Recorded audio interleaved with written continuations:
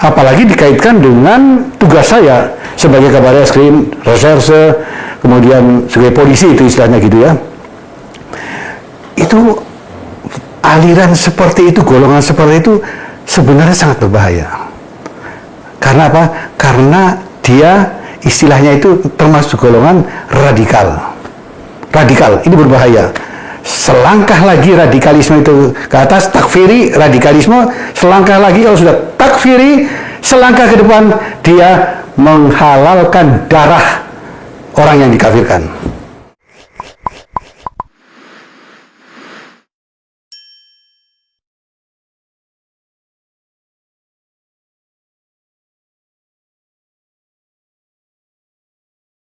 Saya masuk jamaah kira-kira sudah lama gitu, namun sesungguhnya tidak terlalu efektif saya mengikuti pengajian-pengajian karena kesibukan saya sebagai polisi. Dari Kapolres di Jakarta ini, kemudian jadi Kapolda, kemudian saya Bareskrim, dan kemudian Gubernur PT IKA, Kalemdiklat terakhir sebagai KBNN, dan saya sempat juga diberi kepercayaan untuk menjadi Duta Besar RI di Mesir selama tahun 2011 akhir sampai 2015. Dan itu suatu pengalaman yang sangat berharga bagi saya karena di Mesir itu memang tempat tempaan para pelajar-pelajar khususnya Indonesia dan pada umumnya seluruh dunia, dan mempunyai riwayat tempat belajar yang tertua di dunia ini, termasuk tertua di dunia ini dalam bidang agama Islam. Saya masuk jamaah karena tertarik pada waktu itu. Teman saya yang ajak di waktu saya di PT IKA, diajak untuk memperdalam agama Islam, dan saya ikutin. Sekarang beliau sudah almarhum, dan kemudian saya diajak ke Kerawang, tempatnya sentral di Jawa Barat, khususnya di DKI Jaya itu, di Kerawang situ, di mana ada seorang imam di sana yang harus kita berkenalan dengannya. Selama perjalanan waktu yang demikian sibuk itu, saya kadang-kadang ngaji, kadang-kadang tidak, ya, sesuai dengan kesempatan yang ada.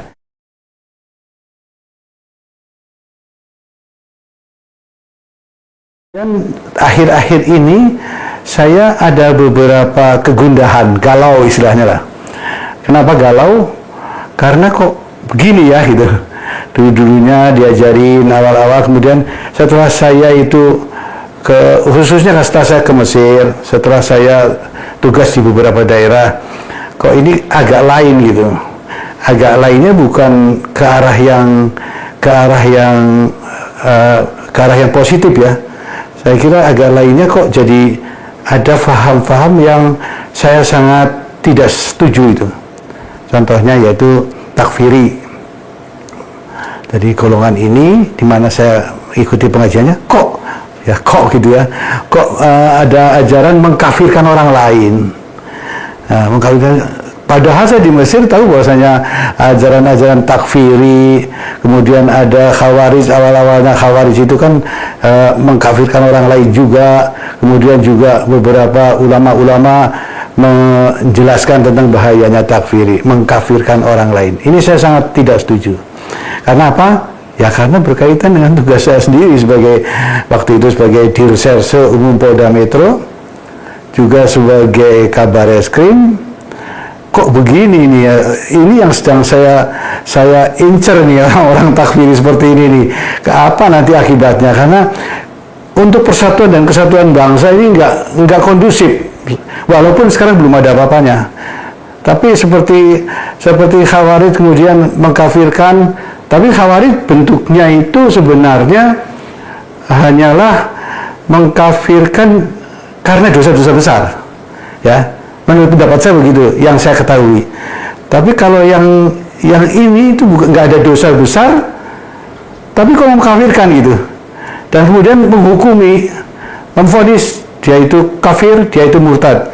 Contohnya kalau ada orang yang keluar dari kelompok golongan ini, dituduh langsung dicap kafir dan murtad. Saya pikir-pikir ini kan kalau kafir murtad itu kan bukan wewenang manusia ini, harusnya Allah itu yang memvonis itu. Jadi aneh sekali. Terus kemudian keduanya juga saya agak maskul dan gundah. Menurut diri saya sendiri, pendapat saya, pengalaman saya, kok ada iuran gitu loh. Bukan iuran ya, infak istilahnya itu. Infak persenan yang di luar daripada ketentuan agama Islam. Kalau sukarela sih boleh-boleh saja. Mau berapa aja, 50% atau 100% ya nggak, bukan masalah. Tapi ini diwajibkan, seakan-akan diwajibkan. Walaupun dikatakan tidak diwajibkan. Tapi kalau nggak urunan, dianggap dia sudah tidak paham. Dan dianggap dia mencil, dia murtad nantinya. Akhirnya ke sana, tidak taat. Tidak taat kepada imamnya. Berarti dia kalau tidak taat, murtad gitu. Nah ini saya juga akal sehat saya jalan nih, kok bisa gitu nih, kan nggak masuk akal gitu ya. Orang lain kemudian harus zakat fitrah aja 2,5%, ini kok ada 10%, 7,5%, terus kemudian 5%, 2,5%. Nah ini kan suatu infak yang kayak sepertinya dalam tanda petik dipaksakan, karena kalau tidak bulan depannya ditagih lagi, dan kalau tidak ditagih gitu. Walaupun orang itu sedang sakit, kalau sedang bukannya dibantu, malah mana tuh infak setiap persoalannya. Ini yang saya menjadi pertanyaan, dan ini apakah ini bisa dituntut nih ya, perkara pidana ini, karena memaksa orang. Soalnya kan banyak kasus-kasusnya dulu. Ada beberapa ulama yang sekarang akhir-akhir ini ngumpulin duit, menipu masyarakat. Sebelumnya juga ada Kiai Kanjeng itu dihukum sudah. Sekarang belakangan ini juga banyak ini yang nipu-nipu kayak gitu. Ya saya kan kasihan ya kepada teman-teman saya masih di dalam Jokam itu, di dalam Islam Jamaah itu. Nah, kita kan semua itu Islam ya jamaah. Tapi menurut mereka yang namanya jamaah ya mereka sendiri yang jamaah. Kalau saya walaupun sendirian atau berdua berarti jamaah namanya. Karena jamaah bukan monopoli satu golongan saja, kita semua jamaah semua. Jadi bersama-sama semua dalam beribadah dan sebagainya, namanya udah jamaah. Kemudian infak kos begitu besar, dan kalau dikumpulkan seluruh Indonesia puluhan miliar setiap bulan, kemana duitnya? Itu saya selidiki kan, saya cari-cari, ternyata setoran itu ke pusat, kemudian di situ tidak boleh diaudit, tidak boleh ada yang tanya itu dikemanakan. Sementara di pusat itu, waduh, duit banyak sekali itu kemana gitu, diapakan? Ya mungkin itu istilahnya kan uang sabilillah. Tapi kan kita yang setor tiap bulan dan sebagainya, ya keluarga saya sih nggak mau. Saya dari dulu nggak mau saya infak-infakan itu. Saya infak sendiri aja, bayar kepada fakir miskin. Saya nggak mau dikomandoi orang kalau misalnya masalah ibadah saya. Suruh infak saya mau infak sendiri. Saya datangi orang miskin di bawah jembatan, di kolong jembatan. Saya sedekah, saya datangi fakir miskin, yatim piatu sendiri aja, nggak pakai persenan deh. Tapi zakat fitrah 1 tahun sekali 2,5% tetap kewajiban saya. Kemana? Ya ke tempat yang saya anggap itu ya amanah gitu. Nah ini enggak, dia harus distorkan ke sana. Itu baru satu loh ya. Ini baru satu. Ada lagi, sekarang ini muncul lagi infak kendaraan. Nah ini, kendaraan yang motor harus setor. Karena ya, sekarang saya yakin ini karena setoran infaknya menurun. Karena banyak yang keluar. Udah ribuan lah yang keluar, ratusan ribuan itu ya. Ya nanti ada datanya, gampang dilihat itu datanya. Nah itu diwajibkan karena setornya nggak ada, padahal dia perlu juga untuk banyak kebutuhan, maka diwajibkan para jamaahnya itu siapa yang punya motor, setor. Motor jelek 5.000 per bulan, motor bagus 10.000, mobil 25.000 atau apa gitu. Ya kecil sih kelihatannya, tapi seluruh Indonesia ada berapa banyak ratusan ribu itu. Kali 5.000 berapa?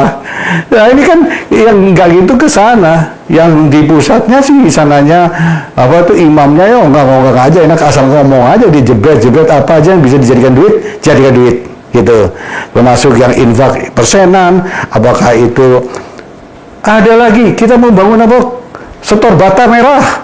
Ya aneh sekali ya. Setor Bata Merah satu kelompok dari kita itu ada di Kojokam ini memang bagus sistem pembinaannya dan strukturnya. Ada pusat, ada wilayah, ada daerah, ada kelompok. Itu dibagi secara berjenjang gitu.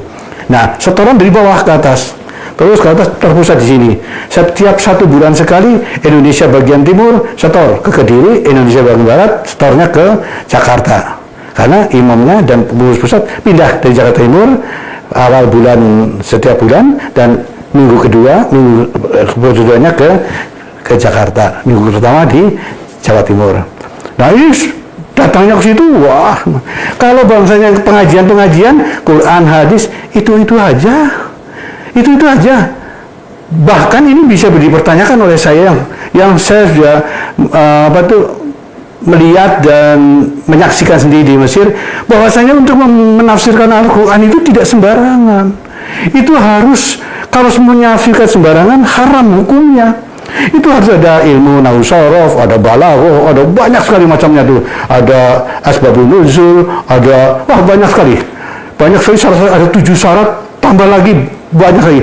Untuk menafsirkan Al-Quran itu pertama harus tahu bahasa Arab. Nah ini kita mendapat pengajaran-pengajaran dari satu anak-anak kecil, anak kemarin sore.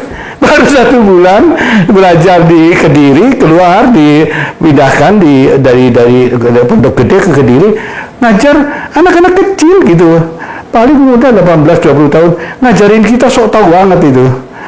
Jadi nggak lengkap, langsung buka Qurannya, terjemahan. Saya bilang haram, nggak bisa. Pernah itu datang ke Quran, saya bilang haram, nggak boleh. Nggak boleh itu menerjemahkan Al-Quran seenaknya. Untuk menerjemahkan harus belajarnya harus lama, ilmunya juga banyak, nggak sembarangan menerjemahkan Quran. Belum hadis. Hadis itu ada ribuan, berapa itu? Itu yang ditumpuk, hadis itu sunnah Rasul dan sebagainya, itu ada ribuan yang harus dipelajari dengan ada gurunya, ada demikian Quran juga harus ada gurunya, dan kemudian dilihat kelasnya itu, apakah itu doif, apakah itu dan sebagainya. Quran juga begitu, apakah itu sudah dimansu, ada nahwu sorof, ada sudah macam-macam lah. Saya sendiri untuk ingin mempelajari Al-Quran ini terus-terusan harus belajar terus gitu. Sampai sekarang belum juga saya menguasai Al-Quran, apalagi hafal belum juga. Tapi kita harus berupaya, harus menuntut ilmu itu, karena thalabul ilmi faridatun ala kulli muslimin wal muslimat. Menuntut ilmu itu wajib. Jangan sampai ada ilmu nggak boleh. Nah itu kan aneh ya. Mereka itu pusat itu menasihati thalabul ilmi faridatun ala kulli muslimin wal muslimat. Menuntut ilmu itu wajib. Faktanya apa? Nggak boleh kamu menuntut ilmu ke ulama-ulama di luar Jokam jamaah, nggak boleh. Ya kenapa nggak boleh? Saya kan pikir-pikir itu justru ilmunya banyak. Sedangkan di dalam jamaah sendiri, saya pikir pendapat saya pribadi ilmunya sedikit, sangat sedikit dibandingkan dengan ilmunya para ulama-ulama di luar. Ilmunya para ulama di luar yang belajar di Mesir, di Saudi Arabia, di Libya, Yordania, di mana itu, di Maroko dan Afrika Utara itu tempat menimba ilmu yang banyak sekali. Belum ke Turki, belum ke tempat-tempat lain itu.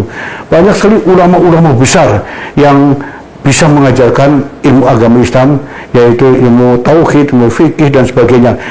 Kita di sini selama saya lama loh, saya sebenarnya di sana nggak pernah itu dapat ilmu-ilmu yang lebih mendalami, kemudian yang menurut standar keilmuan dalam agama Islam itu memenuhi syarat.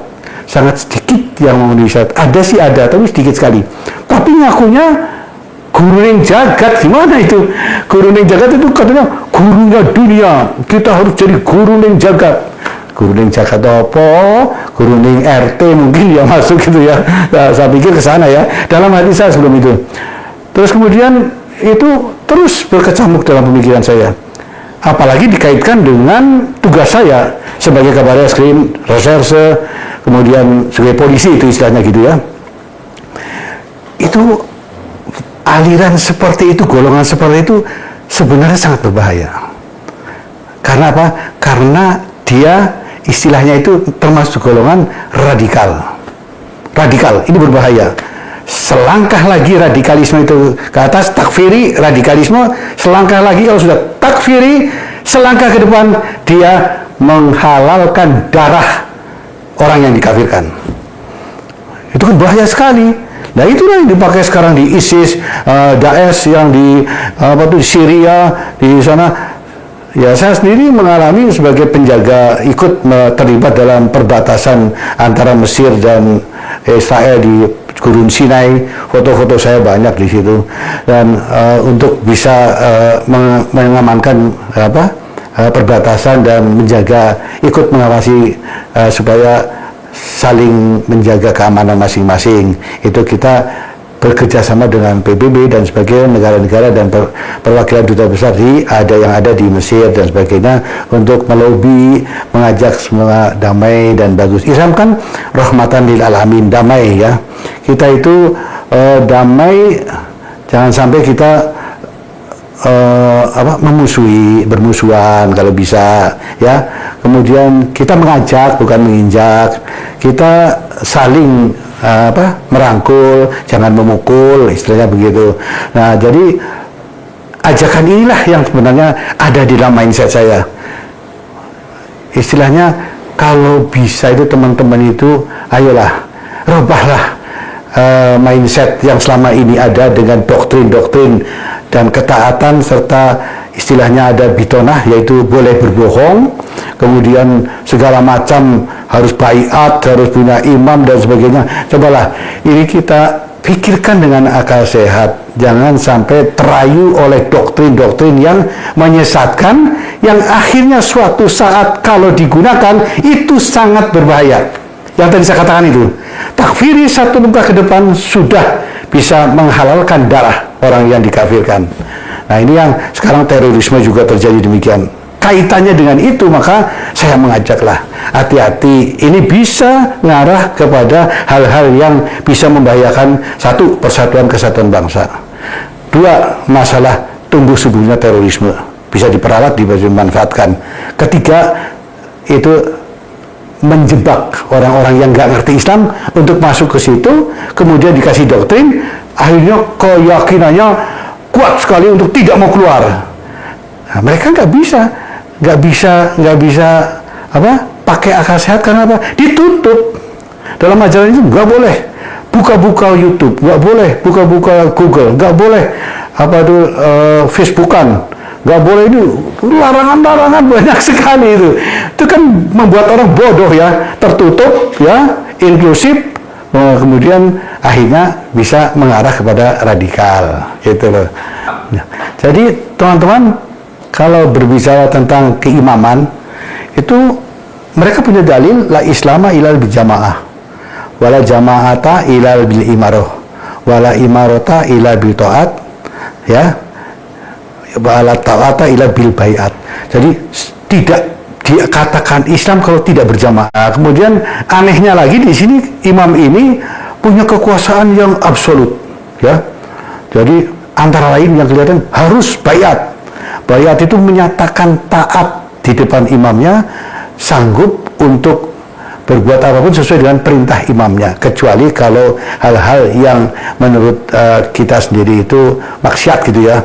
Tapi kalau ketaatan yang tadi saya katakan dibawa kepada harus infak, harus sedekah yang diwajibkan, yang tidak dengan sukarela, kemudian juga bitonah tadi kan, bitonah itu suatu ajaran yang kalimatnya aja itu salah terjemahnya. Bitonah itu dalam Al-Quran bisa tahu kita. Nah itu dipakai bitonah, boleh berbohong kepada orang lain. Sebenarnya pengertiannya takiyah. Kalau di Iran Syiah itu takiyah namanya.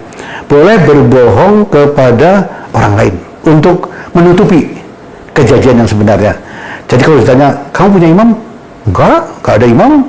Dan itu sudah terbukti waktu MUI menanyakan, kamu apakah sudah punya imam? Enggak, ya itu pentolan-pentolannya tanda tangan gitu, saya nggak punya imam. Tapi ini nggak tahu di bawahnya bahwa dia sudah tanda tangan, berarti nggak mengakui keimanan, bahkan dibohongin semuanya. Ada masalah. Jadi ini luar biasa nih, luar biasa sekali. Jadi kemudian wah, sakti mandraguna. Dulu zamannya Nur Hasan waktu pertama kali itu bisa pakai ular, pakai terjun dari atas pohon kelapa ke bawah. Oh, nah, ilmu-ilmu yang syirik itu ya, syirik ya, iblis, setan, ilmu setan itu dipakai di situ, dipamerkan bahwa ini sakti. Kalau sakti benar, ya zaman dulu orang-orang di bawah itu rata-rata takut kepada masalah kesaktian dan sebagainya. Kalau sakti yang hebat dianggapnya itu. Kisah-kisah pewayangan kan kita tahu sendiri itu, Mahabharata dan sebagainya. Tapi kan itu bukan ajaran Islam. Ajaran Islam kan nggak pakai sihir-sihiran, nggak pakai begituan. Terus tobat. Jadi kalau kita ini aneh nih ya. Saya jadi ketawa selalu kalau ingat jadi ketawa terus nih. Kalau kita berbuat salah harus bertobat. Bikin surat tertulis pertobatan. Wah, tobat gitu. Kepada siapa? Kepada imamnya. Yang melalui imam kelompok, imam desa, imam daerah, imam pusat, bikin surat taubat. Saya telah melakukan apa. Mohon saya diampuni dosa saya dan sebagainya. Dikirimkan suratnya di sana diterima. Oke, diterima. Tapi kafaroh. Kafaroh itu bayar duit. Harus bayar duit sekian. 1 juta. 5 juta. Kalau pelanggarannya berat 10 juta gitu. Kalau pelanggarannya ringan hanya nengok-nengok cewek misalnya ya. Itu ya udah, kafarohnya apa gitu. Salat gitu. Bisa aja. Puasa bisa juga itu.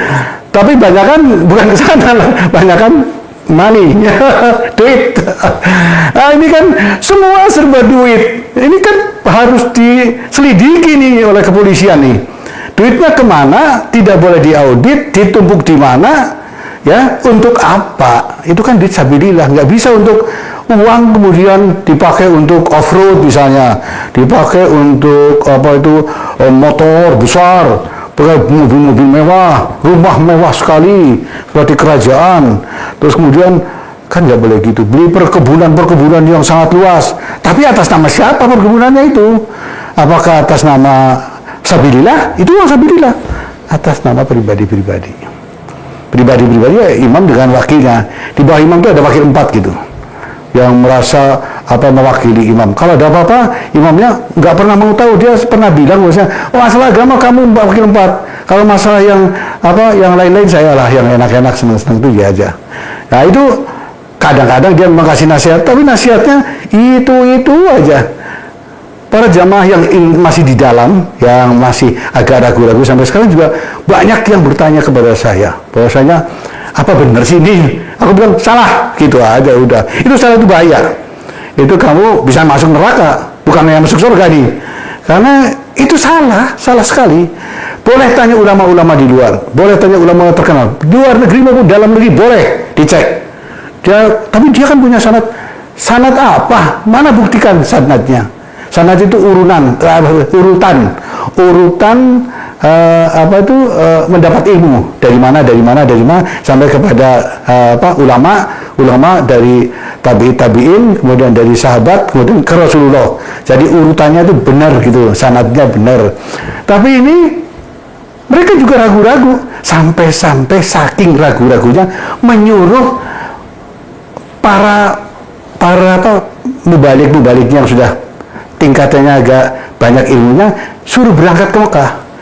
Yaitu antara lain beberapa mubalik sudah dikirim, gelombang pertama 4 orang, gelombang kedua 5 orang dan sebagainya. Dan mereka belajarnya mencari sanad itu, nggak ketemu putus sanadnya itu. Nah, tapi mereka pegang. Setelah mereka datangnya, mereka pegang sanadnya, mereka bawa sanadnya itu, urutannya, riwayatnya itu ke Indonesia. Kemudian pelan-pelan, karena para ulama-ulama yang sudah belajar di sana 10 tahun ya, itu seperti Syekh Khalil, Syekh Abdullah Mas'ud, Syekh Aziz, itu dia sampai pulang sini untuk merubah. Pernah ketemu saya juga Syekh Khalil itu waktu dulu baru pulang. Tapi gimana menurut pendapat saya? Sabar ya, itu sampai bertahun-tahun sabar terus. Ini pelan-pelan nanti kita kasih tahu. Nggak bisa sabar kayaknya, kalau harus cepat nih untuk menyelamatkan umat. Akhirnya mereka mengumpulkan orang-orang untuk tahfiz Quran. Otomatis kalau kata para saya ini, kalau dia belajar ilmu Al-Quran yang benar, kemudian dipelajari dengan benar dan menurut syarat-syarat yang benar juga, lama-lama ketemu juga kok Pak, katanya. Cobalah. Jadi sampai bertahun-tahun, ada 5 tahun, 7 tahun. Akhirnya dicurigai, ini kok arahnya ke tidak sesuai dengan doktrin daripada internal mereka. Akhirnya mereka ini dinonaktifkan, istilahnya dinonaktifkan dari segala dakwaan. Nggak boleh imamin, nggak boleh ini, nggak boleh. Padahal sudah mendidik 1.000 orang dulu, kalau nggak salah, untuk hafal Quran, untuk betul-betul mempelajari Al-Quran. Ya udah, bukunya disita semua, tidak boleh dipelajarkan. Buku yang dari Saudi Arabia dia bawa, tidak boleh diajarkan. Imamnya itu orang sesehnya itu tidak di-stopkan. Saya datang ke imamnya ini, ya imamnya saya datang di Jakarta itu, saya bilang, Pak, kenapa 3 ulama kita itu dinonaktifkan kemudian dikeluarkan?